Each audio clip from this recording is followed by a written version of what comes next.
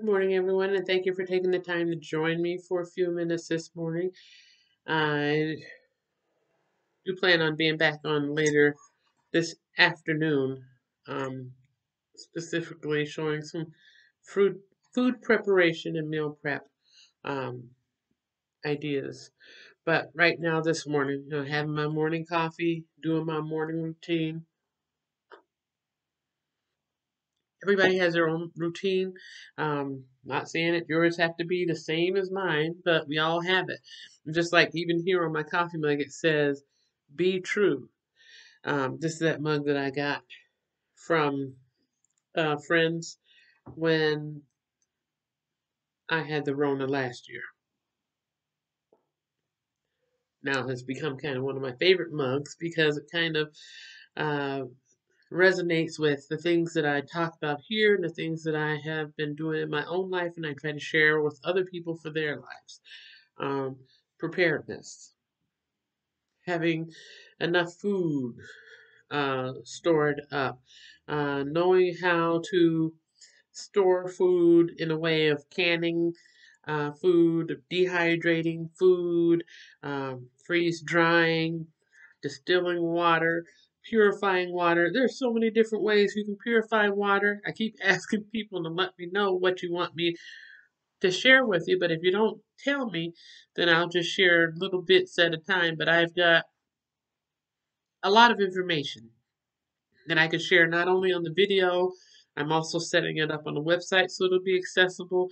But considering some of the power issues that's been going on lately, I don't know if they've been happening in your area, but in my area, the past few weeks, there have been times when lights are like, where the lights are on and off or blinking.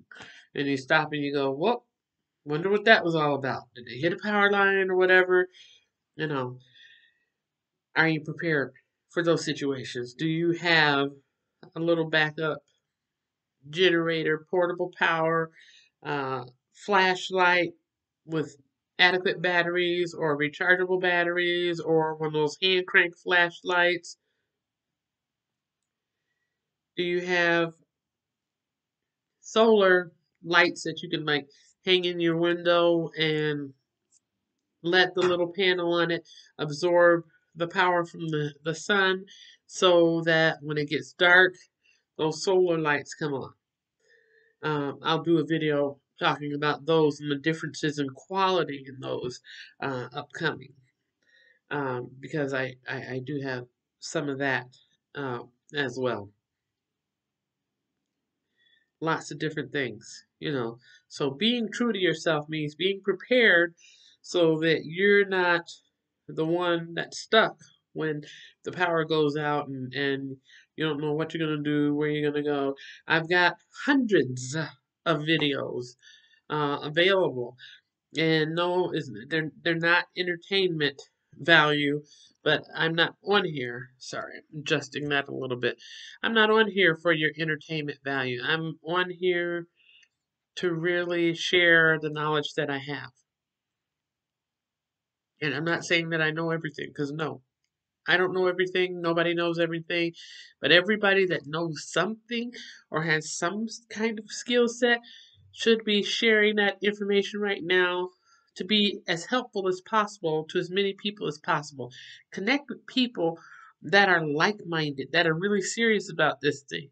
There's going to be people that are going to laugh at you. I did the video yesterday about going to um, a local diner in my area, just to pick up a little something to eat, paying with cash. And when I sat to the side waiting my food to be prepared, it they called out my name, but I had never told them my name.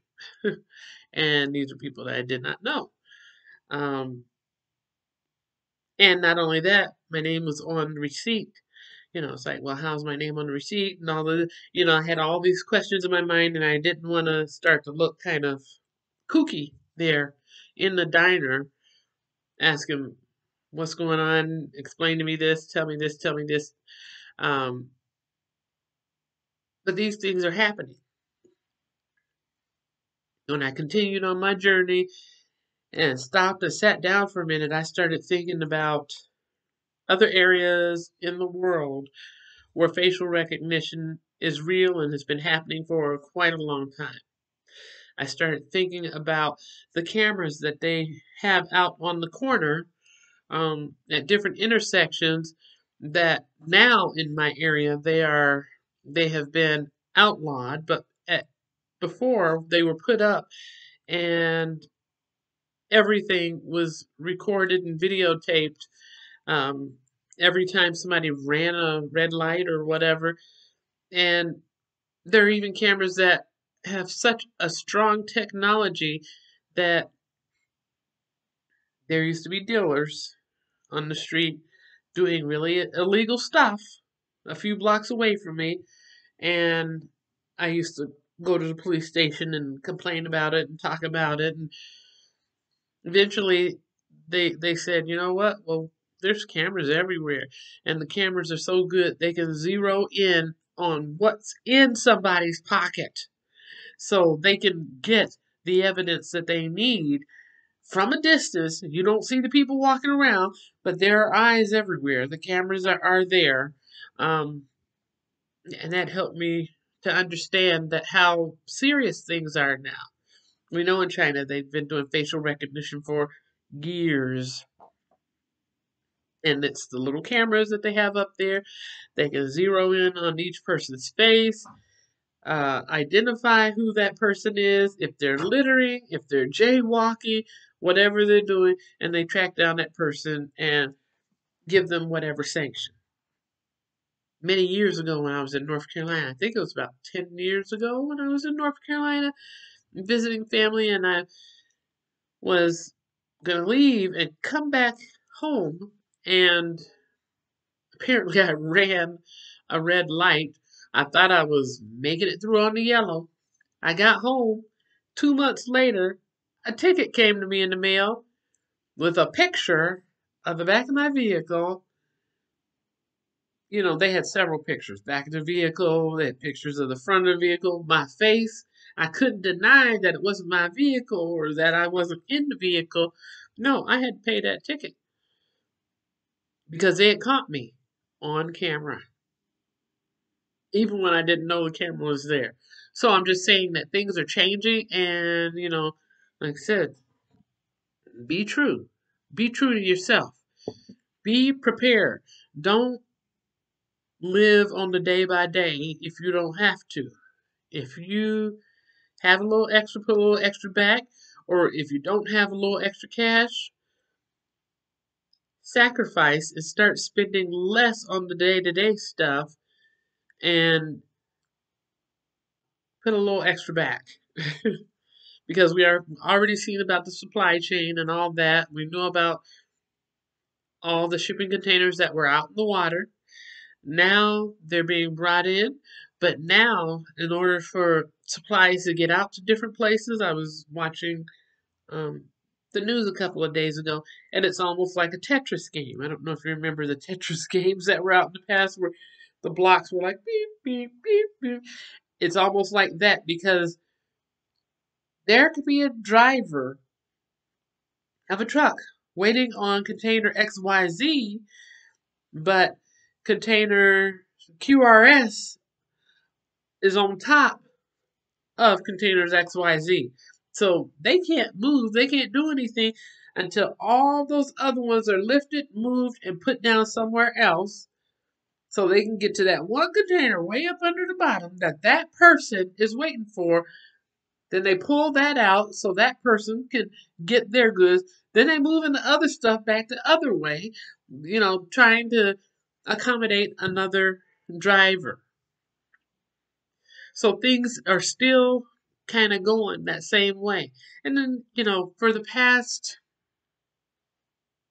4 or 5 days, there have been issues with home telephone service and some internet provider services within the city that I'm in.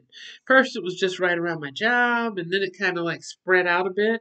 And when I got a text message from the internet provider We're sorry about the disruption of service, blah, blah, blah, blah, blah. We plan to have it back on by such and such time. Tell us if this text message was helpful to you. Now, if I only used my phone through using the Wi-Fi, I'd be up a creek because I wouldn't be able to report back how it was helpful. I wouldn't even be able to say what's going on. There were a lot of people in the city going, "Hey, what's going on? Do you have internet service? Is your cable working? Is this working? Is that working?" These things are happening. So that's why we need to have a plan in place and be focused. Have your stuff stocked up and prepared. Don't be down to your last roll of toilet paper and then spill a little coffee on your shirt and decide that you want to use a whole bunch of toilet paper to dab at that coffee that's on your shirt. No, get a towel. Get a towel, get a cloth handkerchief or a cloth napkin or something. If you don't have that, I'll show you how to make that. Get something so that you can clean that up. Save your toilet paper because you don't need it. And it's not exactly a cheap thing anymore. The price of everything is going up. So my cat is really meowing a lot. But she's fed. But, making sure you have what you need for your pets or your companion animals or your service animals if you have those. Making sure you have what you need for if the lights go out. Some people use candles. Some people are very clumsy and should never have a candle around them. Or if you got kids or whatever, you may not want to have a candle around. But I have a couple of larger candles that I put in a lantern. And I can show you that another time so that I can light it, close it up in that lantern. It stays safe. I put it on the middle of the table with nothing around it. And that is a backup option. But I do have some solar lighting, as I mentioned before. But staying true to yourself and being prepared. Suppose you're on prescription medication and you go to take your medicine and you realize, I only have a few of these pills left in my bottle. I better call and order a refill. You pick up the phone to call and order a refill, and they say, due to staffing shortages and supply chain shortages, it may take 1 or 2 weeks for you to get your refill. But you're down to 2 or 3 pills. Did you have any backup? Did you have any extra stored to the side? You can talk to the pharmacist and ask them to contact your doctor, especially if you look at it and you realize that not only are you down to the last 2 or 3 pills, but you look down at the bottom and you see, that prescription was good through November 15th. Let's just put it that way, since this is November 20th. So it's expired, which means you have to see your doctor again in order to get a new prescription refill. And whenever you're able to get into the doctor, because it can be very challenging right now to get into a doctor, you may have to do a virtual visit or jump through all kinds of hoops and get laboratory work done and in order to see your regular doctor. Then when they put in the prescription, it's still going to take you that 1 or 2 weeks, especially with the supply chain shortage issues right now and the fact that the holidays are upon us. And there is a holiday next week. So that means there's going to be even less people working, theoretically. So if you need those kinds of things, try to get in touch with your doctor now to get that set up now. Ask if they can give you a prescription for 3 months worth at a time. If you get it in a mail order kind of a way, Usually they will allow it to be 3 months worth at a time if you request that, as long as it's not like some narcotic. Um, these are things to think about and to be prepared with. If you have a car and the power goes out, power doesn't. I've done a few videos on what happened when I moved to Minneapolis and the power went out 3 days later, and I wasn't familiar with anything here, and it was challenging. I thought, oh, I'll just go down to the gas station and, because the grocery store, the power was out there. I'll just go to the gas station and get some donuts or whatever. The power was out at the gas station. The only people that had donuts was my neighbor that lived behind me, and that's because they had got them the day before. When the power went out for everything. That meant the gas pumps were not working. That meant the lights were not working. That meant they couldn't use the cash register. Nothing was working. That's why it's important to have a plan in place now. That's why it's a good idea to have like some kind of a solar setup, if possible. Um, or some kind of a backup plan. Some rechargeable batteries or other things, ways that you can be prepared for yourself and your family. If you have a family or if you have limited mobility, there's things that you can do to be as prepared as possible to make it through those situations.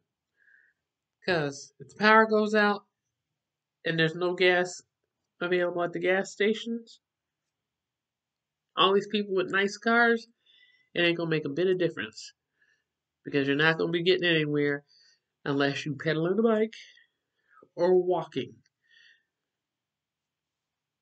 or rolling in a wheelchair. So, thanks for joining me this morning. And I'm kind of rambling on. It's been almost 20 minutes. I can hardly believe that. But really, seriously, be true to yourself, be true to your family. Try to get prepared as much as you can. Hopefully, you've all started in that preparation process. Hopefully, you got a few canned goods or something stacked up, some packaged dried beans if you can still find them. There's not a lot out there that I've seen in my own area. Um, Not a lot of variety of that right now. But hopefully you're able to get some dried beans. Hopefully you have some rice stored up. Don't ask what kind of rice. Rice is rice, as long as you're able to get some and store it back. Because things like beans and rice are essentials that can be kept for those difficult times. You can keep eating what you already have, but then have those other things stored up to help you make it through. But I will see you, Lord willing, back on here this afternoon. If you like the videos, then please hit the like button. Please feel free to subscribe if you haven't subscribed yet. Share with other people that are like minded and interested in knowing and learning and doing these things because the time is now.